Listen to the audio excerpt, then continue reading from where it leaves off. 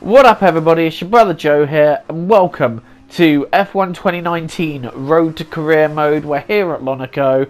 I wasn't going to mess around doing too many laps to be honest, but my first lap there were a few little slides and mistakes, but it wasn't too bad. And then the second time round we did make an attempt, but it just wasn't better. We couldn't improve, so we stuck with our first lap, which was actually good enough for 6th on the grid for the feature race. So all in all, not too bad a qualifying, but we needed to be up there a little bit more, especially because it's Monaco. Iconic race circuit in Formula 2. A track with absolutely no room for error, a track that requires every bit of skill these young drivers can muster. We're getting ready for lights out here in Monte Carlo. Let's run through the grid order. Nicholas Latifi lines up on pole position with Sergio Sette Camara alongside. Looking down the rest of the grid, we have De Vries, Aitken, Luca Giotto, and Schumacher, King, Joe, Matsushita, Antoine Hubert, Correa, Boschon, Sean Galeo, and Mazepin, Boccolacci, Delatraz, Alesi, and Callum Island. Calderon, Mahavir Raghunathan starts from the... So we're getting ready for the start then. 5 red lights. Lights out and away we go. It's not the best of starts. I go across to try and cover who I believe is Jordan King, but he's got an absolutely lightning start, so he's just mugged us off the start. But we slot in P7, which isn't a bad way to start, and we're actually having a wee cheeky little look up Jordan King's inside here. That's a brave move. Slight contact. Oh, just kissing the barrier there. But we've moved up into P6, and our next target, our next victim, now becomes Luca Giotto. And while they're all backing themselves up here, this is bringing me nicely into it.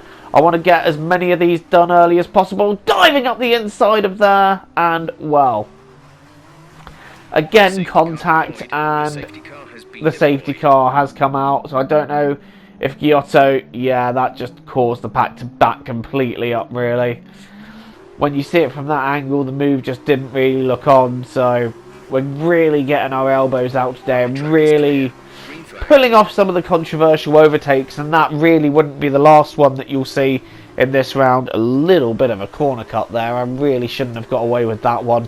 But we're now chasing after Nick De Vries, who is known to be at this stage our championship nemesis. We've actually closed up, but there's not a lot we can do. You know what, with this being Monaco, it is extremely difficult to overtake on. You've got to know your places, you've got to know where to chance it.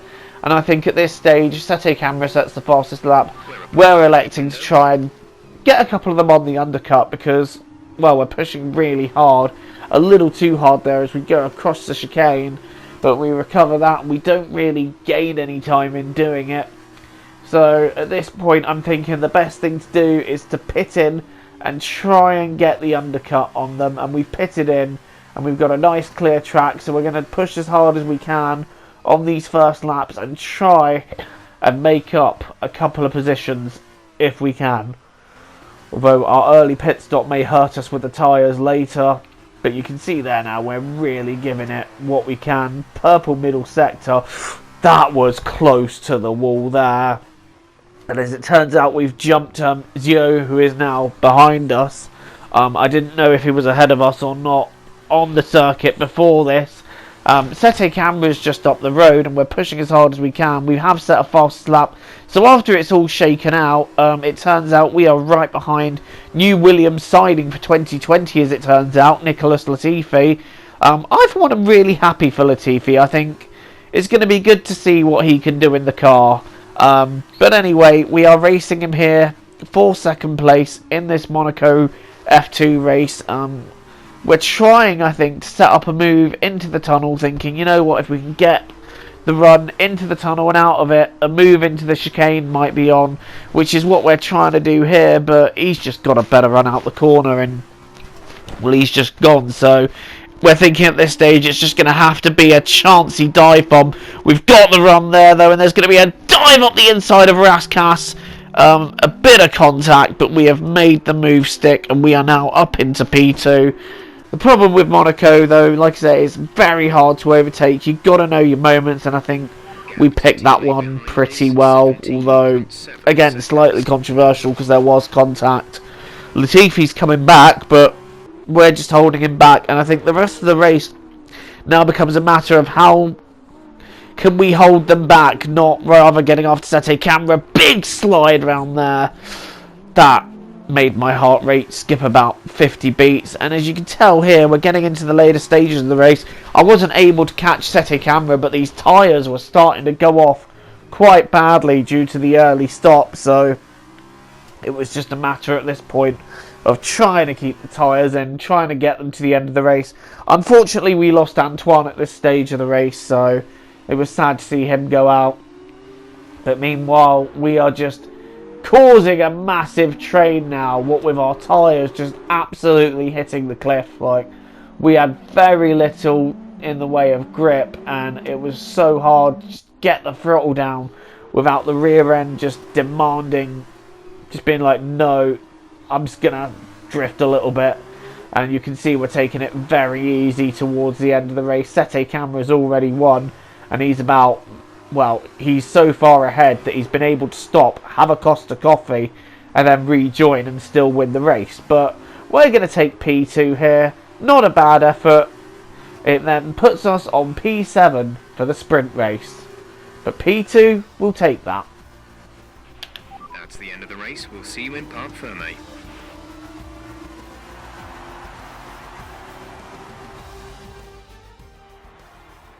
Here they are then, coming into Parc Ferme. What an excellent win for the Dams team. And Davide Valsecchi, give me your thoughts. How did they accomplish this result? It was all about being in the right place at the right time.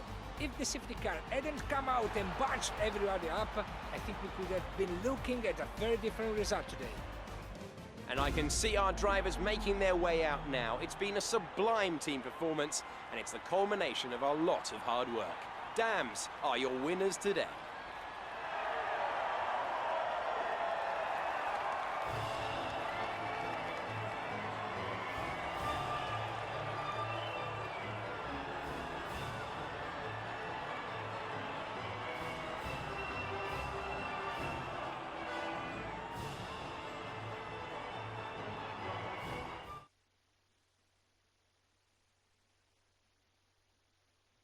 So then, it's time to see how this result affects the Drivers' Championship. It's a good result for Mick Schumacher, who extends his advantage at the top of the championship. And now, Davide Valsecchi, let me ask you, who is your driver of the day? Well, he had a great drive today. Somewhat unexpected, maybe. But I'm going for Sergio Sette Camera. Right then, on to the big controversy that becomes the sprint race. And I'll explain why it's a big controversy later, but it's lights out and away we go. We start P7. We don't lose any positions off the start. We've got the inside line, and we're going to try and have Latifi there. Latifi's just like, nope. But now we're going up the hill, and I think he does decide to slot in behind us. I think we kissed the wall there as well. We're being very bold here because I was going after this sprint race win, and I knew I had to try and get it as early on as possible. Oh, sliding out of Casino Square there. That's not what you want to do. But yeah, we're currently holding on. And the safety car once again has come up.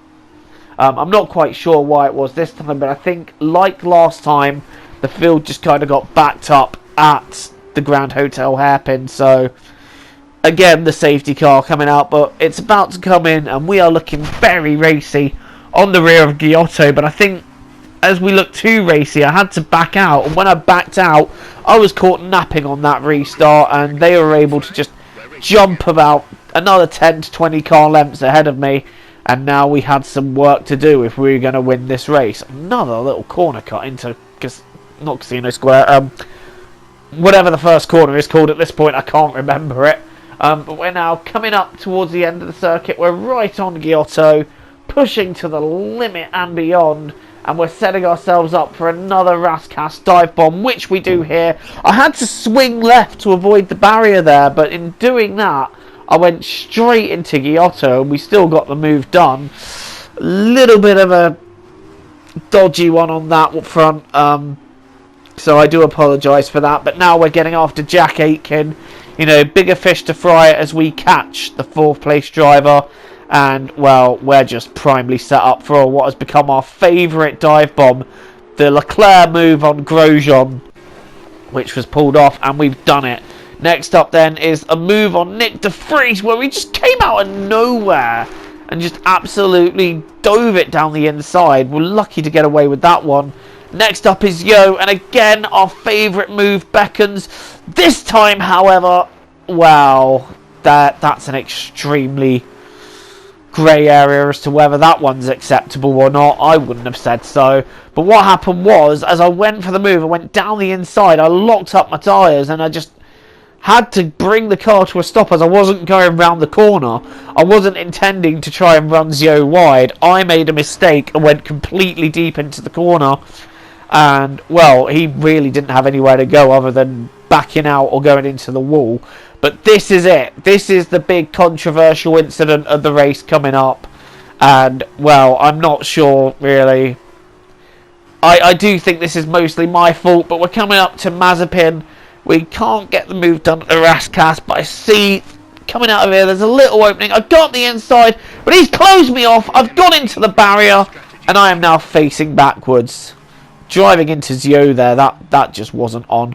But Mazepin's still trying to recover. He's reversed into me as he's done so. We'll review that after the race, because that was a hugely controversial race-changing incident, which put me in the lead, and it put Mazepin quite far down. But we're in the lead, and, well, I have to say, for my part of that incident, I am sorry. I didn't get a penalty for it or anything, but I'm just driving round now with a car that is just broken. You can see they're all catching me, and in fact, on the last lap, you can see Zio's having to go around the outside of what I believe is Massenet, coming into Casino Square. He's got the inside, he's gone into me. I've gone slightly deep, but somehow maintained the torque out the corner, and we've got the position. We've still got the lead, and we're now coming round to win with a broken wing. I'm just taking it very slowly because of this. Yeah, this is definitely a very controversial win, but I'm happy to take it anyway because it's a win at Monaco. But I don't know, did we deserve a penalty for that, or did Mazepin not leave required space?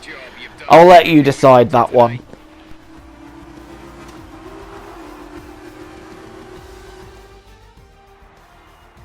A great win then for the Prema team today.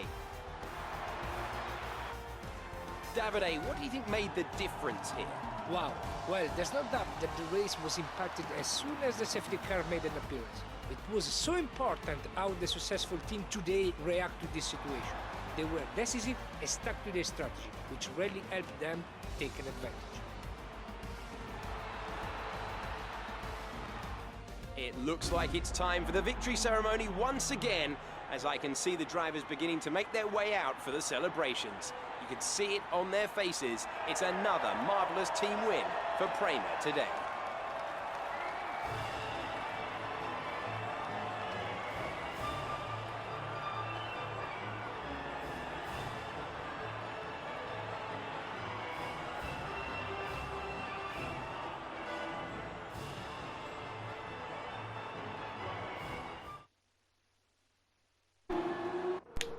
So as promised then, we're reviewing the incident, and it just looks like from this camera angle, I've gone up the inside, he's just closed in on me, and I've gone into the wall, and, well, that was quite a spectacular crash from that angle, I'm not going to lie. But should Mazepin have left me more space? Should I have not gone for the move? Everyone's going to have an opinion of it. Let me know in the comments below. If you enjoyed this race, don't forget to leave me a like and punch the sub button. We do extend our lead in the championship there. So we're now up to 21 points ahead of Sete Camera and another 27 ahead of Nick de Vries. So I'll just leave you with the highlights of this race then. Thank you so much for watching. And until the next time, I've been Joe. Thank you and goodbye.